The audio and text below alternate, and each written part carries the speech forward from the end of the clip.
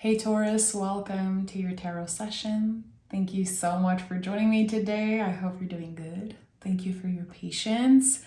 Happy birthday to all the Taurus suns out there. I just celebrated my birthday on May 12th, and yeah, I'm fully recharged, and I really feel that there's a shift that happened the days after my birthday. Today felt very special. And I don't know if you feel it too, but we've talked about it in a last reading, how there's just this glimpse of hope and it's transforming into something bigger. And I'm still, kind of digesting this energy. Yeah, I can't stop smiling. I'm in a good mood. And I hope that this reading brings you a little bit of clarity, support, and know that I celebrate you, all of you, even if it's not your birthday. However you connect with the Taurus energy, you are always welcome here. Okay, Taurus, what is the general energy for Taurus right now in the present moment? Okay. The Sun card. And, I was in a good mood, and it makes total sense that I'm seeing the Sun card. I know it's a lot of people's favorite card. It's not my favorite, but it's interesting how, again, we had a glimpse of hope. It's like the entry point of new passion, new feelings, new perspective, and now the sun is shining very bright for us Taurus. Not just because it's Taurus season, but I really feel like our luck is changing in such beautiful ways. And the Sun card is connected to creativity and also our inner child. It's the pure exuberance of the inner child and how we lose touch with that part of ourselves. And eventually we go back to that. Some people earlier than others. Some people are very used to inner child work. Personally, for me, it's just always a spiral. I connect with my inner child a lot, and then I lose touch, and then I have to go back. It really is a practice and not a straight line. It's not that one time you connect with your inner child and you're just always there. There's something here. It's like this wave. We all go through the spiral, and I feel like we've been through a lot of ups and downs recently, the Taurus collective. Since the beginning of the year, when I felt called to create this channel just for Taurus, I felt like there was a need for extra support for us, and I'm glad I honored the call. And now I can feel like, again, it's just shifting. Our minds are clearer. We understand ourselves more. I feel like a lot of us have been dealing with family stuff, how we relate to our caretakers, how we absorb how other people treat us, especially in our families. It's shifting. We're able to celebrate ourselves so much better now and see clearly how maybe other people's opinion impacted us or blocked us for a while. We're breaking up with all of that. And it can feel lonely. It can feel lonely when we have a new perspective, when we disconnect from a lot of people, but I think it's necessary. Okay, we have the first card here is the Page of Wands. So you see, this is the spark of something new. And this card is connected to rhythms always. So it's not that you were slow, Taurus. It's just that you were figuring out your own rhythm. We are connected to nature, of course, and the Sun card represents that beautifully. But we all have our own seasons that we're dealing with and going through. And seeing the Sun card with the Page of Wands is like, okay, now we're getting in the summer season of our lives. We're finally being able to enjoy the fruits of our labor, to, again, shift our perspective and relate to our minds differently. I like that. It feels like your inner saboteur is not a part you're trying to block anymore. You're able to walk hand in hand with that inner saboteur, that inner critique, and also, again, the inner child and all those different parts of yourself. They're all celebrating you right now. It's this kind of pure moment of alignment. I don't know, I'm feeling very excited, very clear right now. And again, I was in a good mood before I started recording the reading, but my birthday was not particularly special or big or fun. It's just how I perceived everything that was different. How I'm able to create my own happiness now, that I don't rely on other people to make me happy, to treat me the way I believe I deserve to be treated. No, I can treat myself in ways that are aligned with my values and with the way I love myself truly. And I know I'm not alone in this. Knight of Pentacles and King of Cups, moving slowly, carefully, but still making moves. And that's interesting. Again, the sense of Taurus being slow. And I feel that we are slow because we are freaking bulls, you know? We take up space. Our energy is so massive. And I heard a reader say that a few months ago, like, we're not cows, we're bulls. We're supposed to take up space. Again, our energy is so big that it can take a while for us to make a next step, but we know that once we take that step, things are going to change. We just needed our mind to align with this intention, because I feel like the inner saboteur has been so loud since the beginning of the year. And we had this wave of memories and nostalgia. It's like so many things from the past came through. And with the King of Cups, it's like, yeah, I know how to ride the wave now. The past is always going to come up. There's always going to be someone who disappoints you, someone who doesn't tell the truth. Sometimes it's going to be you. You know, we're not perfect. No one's perfect. Taurus is not better than any other zodiac sign. It's not a competition. It's an energy. How are you going to work with that? It's like the cards that are handed to you, your birth chart and your sign. How are you going to work with those cards? So the King of Cups knows how to use the water, knows how to use the element and use it in his favor, and also to be of service to other people. So while you are shining like the Sun card, honoring again all parts of yourself, all the very complicated layers of who you are, you're inspiring other people. You are creating an impact and a change around you.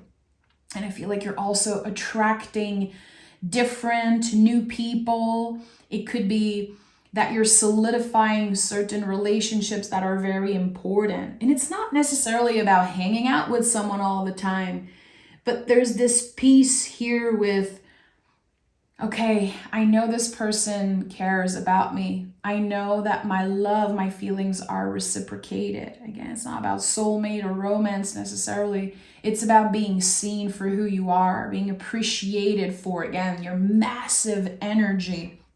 And I like that. So I feel like the Ace of Swords is like a key. I keep looking at the Ace of Swords and my eyes were closed for most of the reading now, but the Ace of Swords is like a key. Why do I feel like the Ace of Swords is a key? And we have the King of Pentacles at the heart of this reading and the Page of Cups, the inner child, really. Again, tapping into this exuberant part of yourself, you know.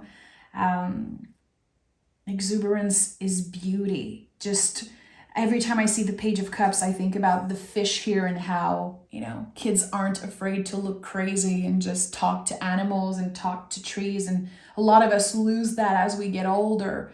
And sometimes we don't. Sometimes we really don't care and we're still hand in hand, like with that exuberance and that childlike energy. But I feel like a lot of us, for a while, we lose that.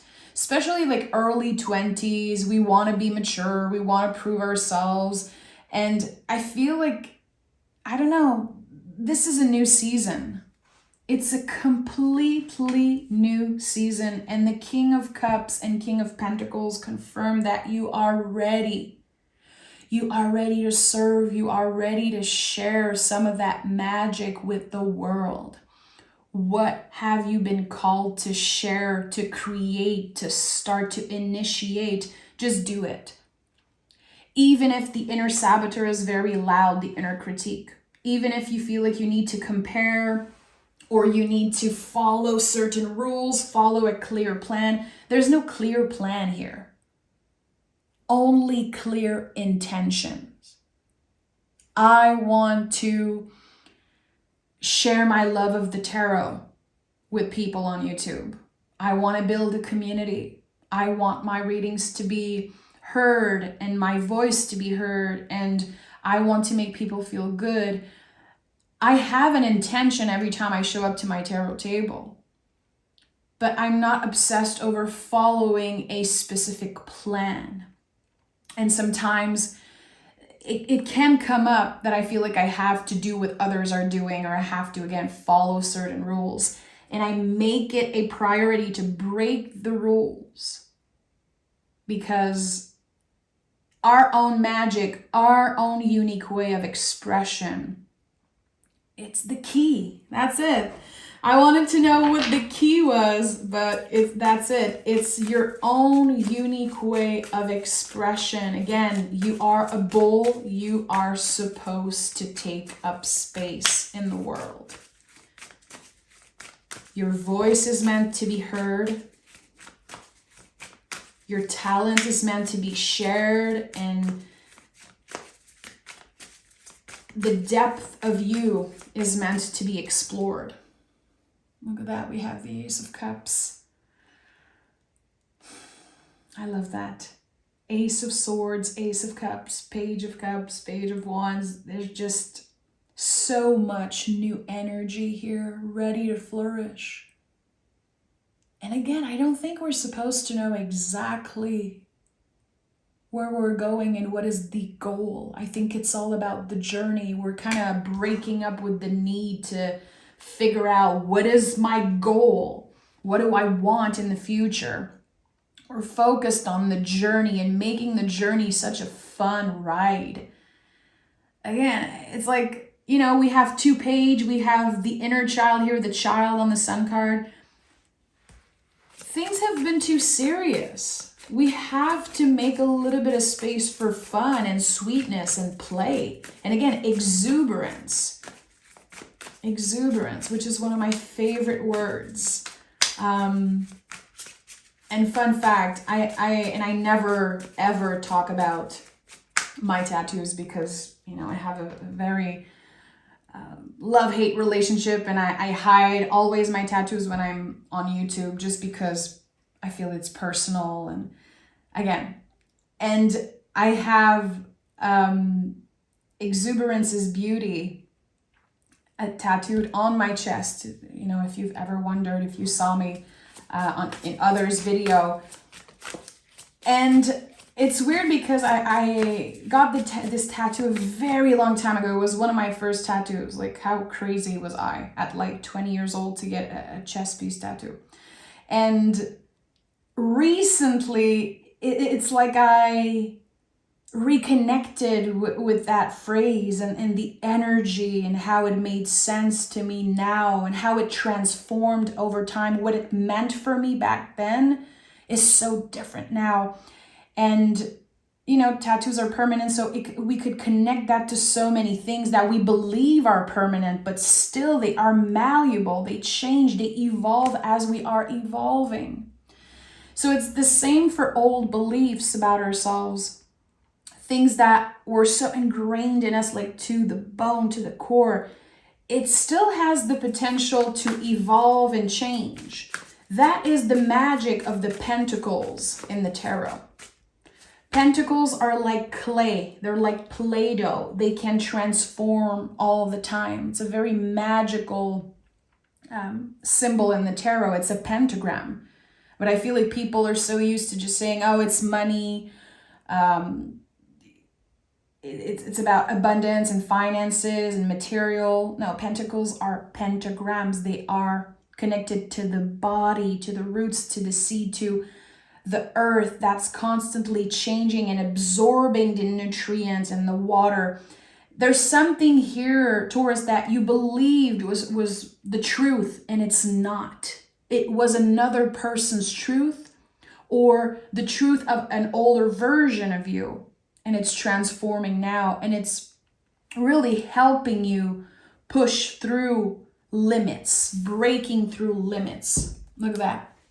10 of Swords. Again, another beautiful example of how sometimes our perspective is not necessarily the truth. Here we have a card that looks super scary. You know, a person lying down with 10 swords in their back. It's like, whoa, okay. But actually, it's number 10. We're talking about completion. We are complete with letting the swords, our perspective or other people's perspective, hurting us. We are not relating as much to other people's critique. What we believe people want of us, need of us, it's none of our business. We're letting go, breaking up with adjusting constantly to what other people want, to what we heard in the past, like how we were supposed to be. And again, like how our caretakers raised us in society, in social media, and also ourselves. Like at one point, we became our own caretakers and we made a bunch of mistakes, and that's totally fine. We don't have to relate to those things. And I've said that earlier in another reading because it really connects with the 10 of Swords to me. It's like how the brain remembers all the critique and all the negative. And maybe one time someone told you, you're so selfish. And you were like, wow, okay, I'm selfish. I cannot be selfish. It's bad. When actually it's necessary to be selfish. It is so important to have moments and periods and seasons where we are selfish. We're focused on our own paper, our own growth, our own soul journey and evolution. So again, I feel like the swords here are like other people's opinion and judgments, and also how you've been judging yourself and your journey. And there's a completion here. You are complete with that because another person's truth is not yours. And what is the truth? It constantly changes. We change every day. We accumulate knowledge, and then that knowledge transforms into wisdom. We constantly change. So why do we follow rules for years and years, decades and decades? Yet we are so different. So here it's like there's this releasing, finally this massive exhale. And while you exhale, you can picture everything that once hurt you, broke your heart, lied to you, and just releasing all of that. You don't have to carry that with you in the new beginning. And we have the Lover's card.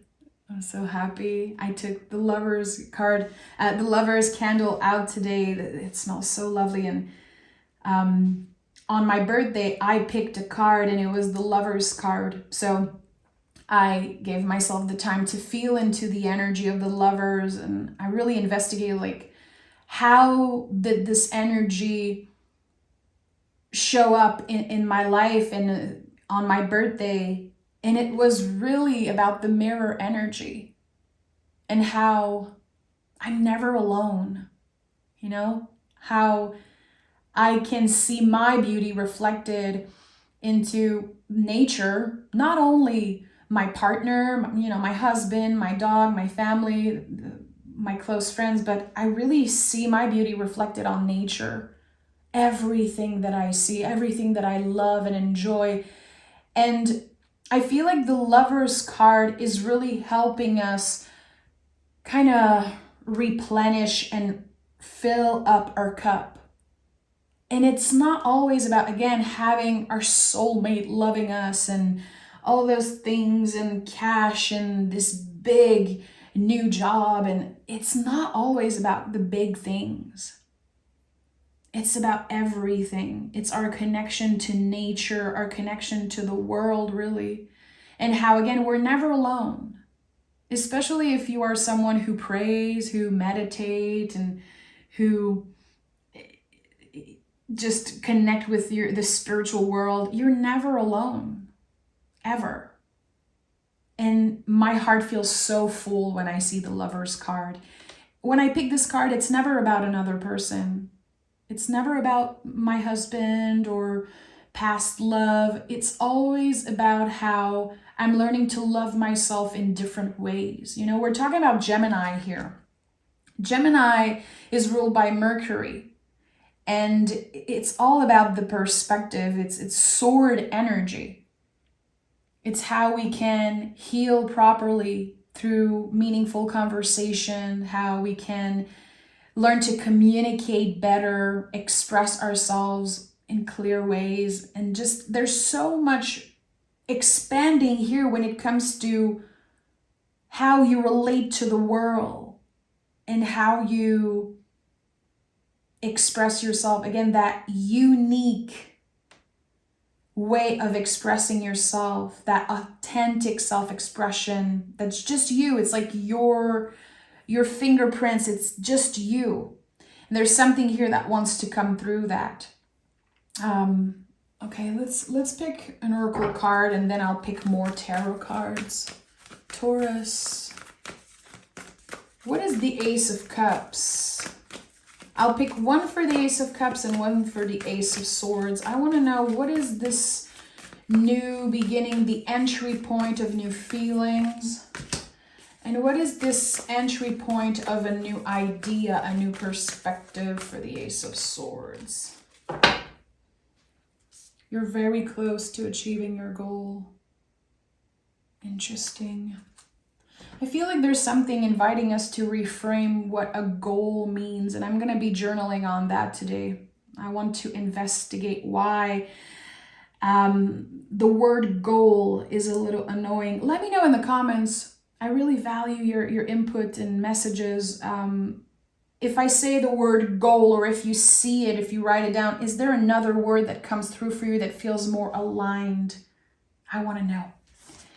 And we have adjustments are required, and it came up in the reverse, so that's interesting.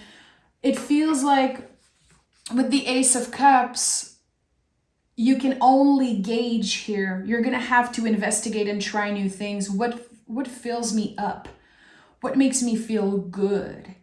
And when you notice that someone or something is triggering you, irritating you, not making you feel good, how can you let it go with love?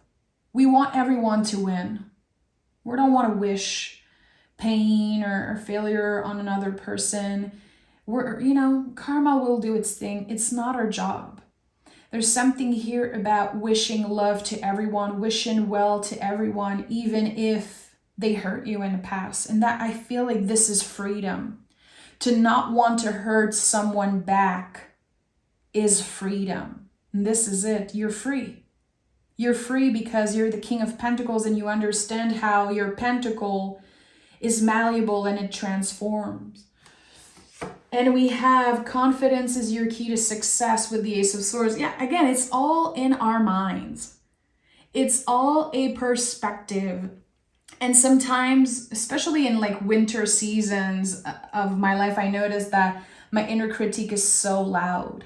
And I try to force things and then I feel blocked and it's very messy and then I doubt myself. And I have those days where I'm like, what am I doing? What am I doing?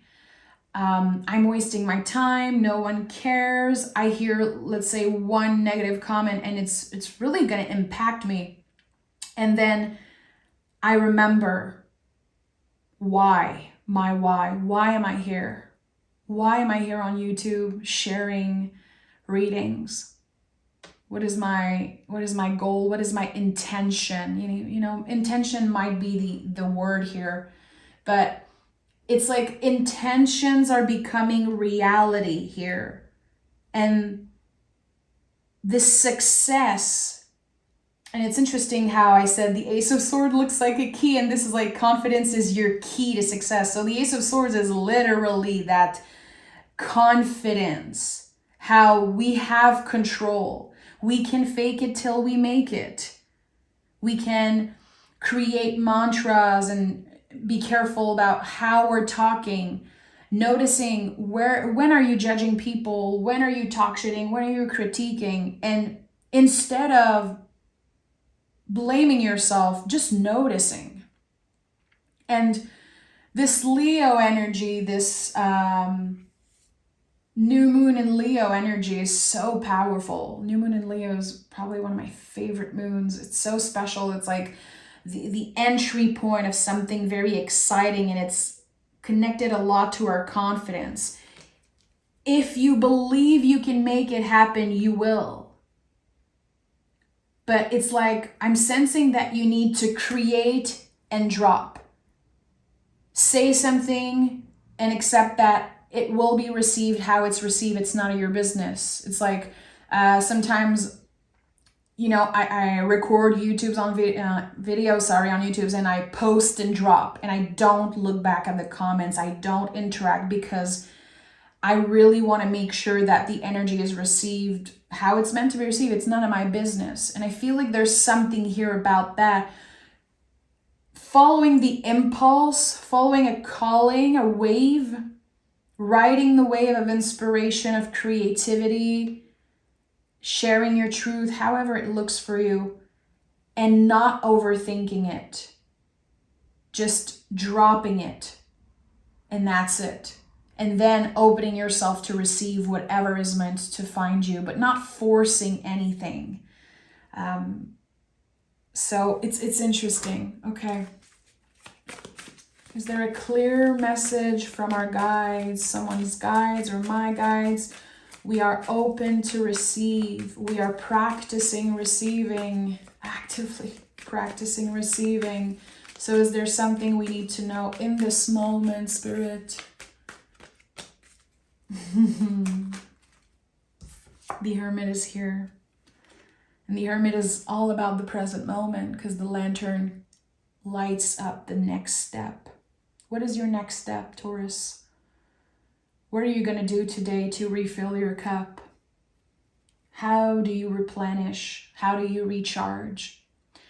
And can you feel the knowledge transforming into wisdom? Because that's what the Hermit is. It's the wisdom. It's not about being in hermit mode or isolating. The Hermit has no connection to isolation. It's not about that. This is another Mercury card, very connected to the Lovers. It's ruled by the same planet. So it's a lot about communication, not about isolation. So the Hermit accumulates knowledge, and he's very patient. He knows how to let the knowledge sit and transform and become wisdom. Give it time. Give it time. If you have an idea, nurture it, work on it, give it time. Give it the time to flourish. If you're planting a seed, get vulnerable. Let the light in. Work with the element. Work hand in hand with nature, Taurus. Again, you are a bull. You are grounded and earthy and so powerful and so connected to the earth and to nature. And I think we have, as a collective, a calling to reconnect with nature even more. Even if you feel like this is your thing, you're so connected to nature, dive into it even more. How do you see yourself reflected into nature, into the seasons that are changing? How do you connect with the earth? However this wants to be received by you when I say that. How do you connect to the earth? How do you connect to Mother Earth, to Gaia? How do you work on cultivating the seeds that you plant? You know, it's not just about manifesting something and waiting, sitting on your butt and waiting for it to happen. I hear a lot of people say that. I've been manifesting this person and they're not here. Yeah, we have to actively nurture the seeds. We have to investigate and remember that things are transforming just like we are. So I'm sending love, Taurus. I feel like that was a very special reading, and it might not connect with a lot of people, but that's the beauty of recording readings on YouTube. I really found my tribe. I really find my soul family. And this is something I heard a lot in the past. People say, like, my soul family. And I know now what it feels like when I read your messages and I see some of you, you know, I remember your names and I remember your picture, and I feel so connected to you, and it's amazing. It's very precious, and I feel like the Taurus energy is very precious. And even if we are bowls, there's something delicate and precious and careful. It's like we are this big present gift, but like the paper is super thin and fragile. And I don't know, there's something just so mysterious and magical about us. And I'm excited to explore even more in each reading. So I'm sending love, Taurus. Take care of yourself, and I'll talk to you guys very soon.